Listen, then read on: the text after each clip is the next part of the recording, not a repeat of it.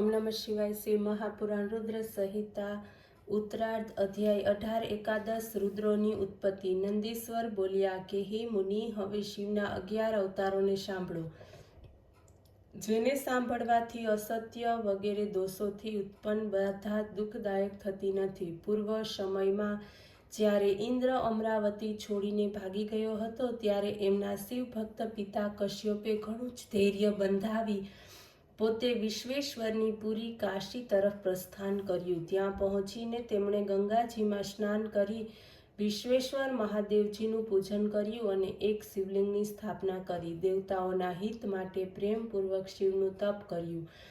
જ્યારે તપ કરતાં કરતાં એમના ઘણા દિવસો પસાર થયા, ત્યારે ઋષિને વરદાન આપવાને માટે દીનબંધુ શિવજી પ્રગટ થયા અને કશ્યપને કહ્યું કે હે મુનિ શ્રેષ્ઠ, વરદાન ગ્રહણ કરો। ત્યારે એ શિવજીને જોઈને કશ્યપ અંજલિ બાંધી એમને પ્રણામ કરી સ્તુતિ કરવા લાગ્યા। ત્યારે ઘણી બધી સ્તુતિ કરી એમણે કહ્યું કે હે મહેશ્વર, હે સ્વામીન, હું સર્વ પ્રકારે આપને શરણે છું, મારી કામના પૂર્ણ કરો। હે ઈશ, હું વિશેષ તો પુત્રોના દુઃખે દુઃખી છું, મને સુખી કરો, આપ પુત્ર રૂપે થાઓ એવું મને વરદાન આપો। હે મહેશ, દેવોએ ઊભી કરેલી મુશ્કેલીઓથી દેવોનું તે રીતે રક્ષણ થાય તેમ કરો। કશ્યપના આ પ્રમાણે કહેવાથી શિવ તથાસ્તુ કહીને અંતર્ધ્યાન થઈ ગયા।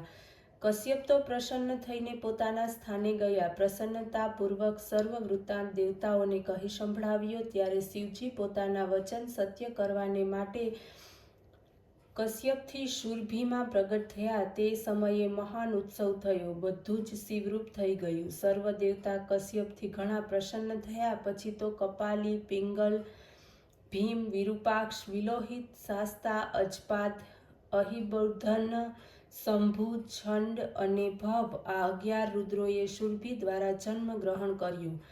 આ બધા જ શિવના રૂપ તથા સાક્ષાત સુખના સ્થાન છે। આ 11 રુદ્રોએ દેવતાઓના હિત માટે સંગ્રામમાં ઘણા બધા દૈત્યોને મારી નાખ્યા અને દેવતાઓએ નિર્ભય થઈને દૈત્યોનો વિજય પ્રાપ્ત કરીને ઇન્દ્ર વગેરે સ્વસ્થ રીતે રાજ્ય કરવા લાગ્યા। આજ સુધી જે કશ્યપના 11 પુત્ર રુદ્રના રૂપમાં ધ્રુલોકમાં બિરાજમાન છે, એમાં પણ કરોડો રુદ્ર અનુસરો છે, જે ત્રણેય લોકમાં સર્વત્ર ચારે બાજુ સ્થિત છે। હે પિતા, આ શિવજીના એકાદશ રુદ્રના અવતારનું સુખદાયક વર્ણન મેં તમારી સમક્ષ કર્યું, જેના શ્રવણ માત્રથી જ સર્વ પાપોનો નાશ થાય છે। આ ઇતિહાસ ધન, યશ, આયુષ્ય, બુદ્ધિવર્ધક અને સર્વ મનોરથને પૂર્ણ કરનારો છે। જે પુરુષ સાવધાન થઈને આ ઇતિહાસને સાંભળે છે, તે આ લોકમાં સર્વ સુખોને ભોગવીને અંતે મોક્ષને પ્રાપ્ત કરે છે।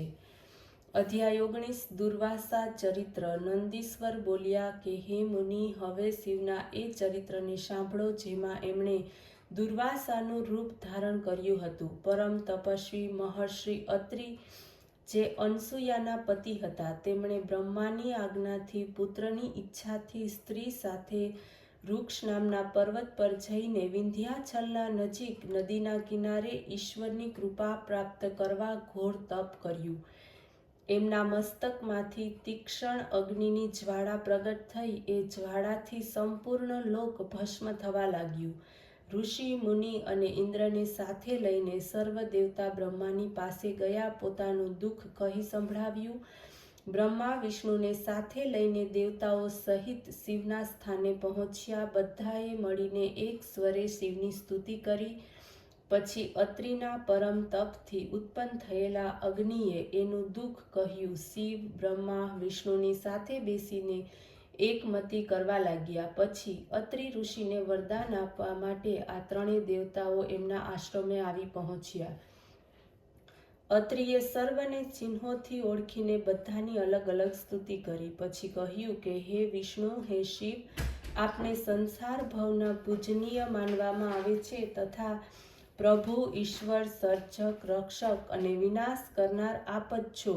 પરંતુ મેં તો કેવળ શિવનું જ પુત્રને માટે પાર્વતી સહિત ધ્યાન કર્યું હતું, તો પછી આપ ત્રણેય દેવતાઓ શા માટે આવ્યા? મારા આ ભ્રમને દૂર કરો, મને ઈચ્છિત વર આપો। મુનિના આ વાક્યને સાંભળીને ત્રણેય દેવતાઓએ કહ્યું, હે મુનિરાજ, જેવો આપે સંકલ્પ કર્યો છે તે જ પ્રમાણે થશે. અમે ત્રણેય દેવતા બ્રહ્મા, શંકર અને વિષ્ણુ સમાન વરદાયક છીએ.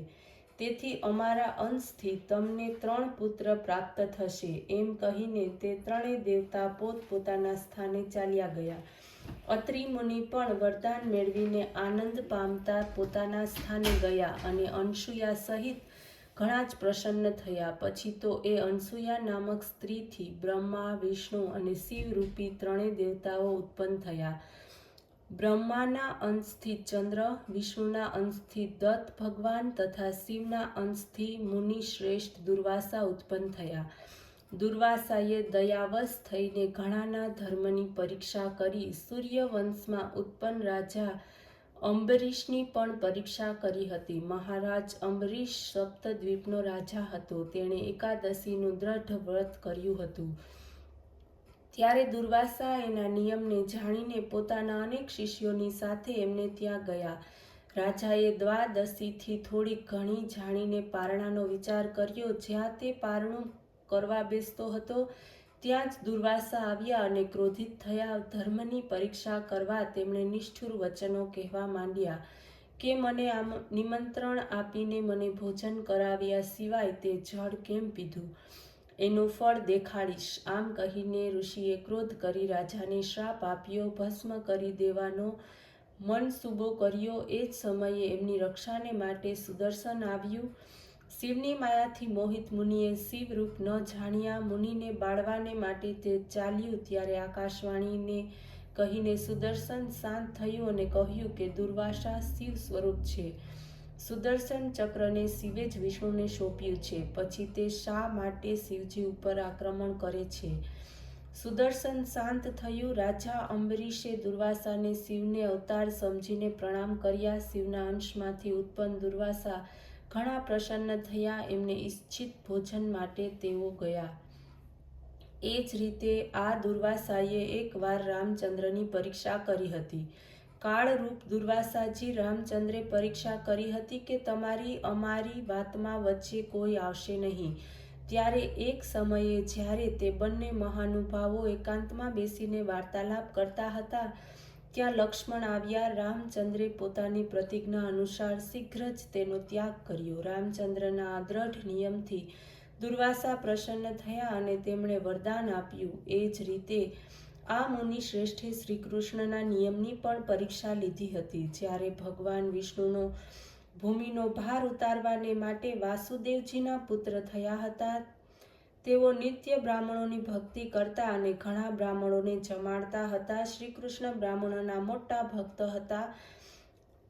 આવી પ્રસિદ્ધિ સાંભળીને એમની પરીક્ષા લેવાને ગયા. જ્યારે કૃષ્ણ રથ જોડી રહ્યા હતા અને એમાં રૂકમણીને બેસાડીને ચાલ્યા. દુર્વાસા ત્યાં પહોંચ્યા. દુર્વાસાએ પ્રસન્ન થઈને કહ્યું કે તમારા અંગો વ્રજ સમાન થઈ જાય.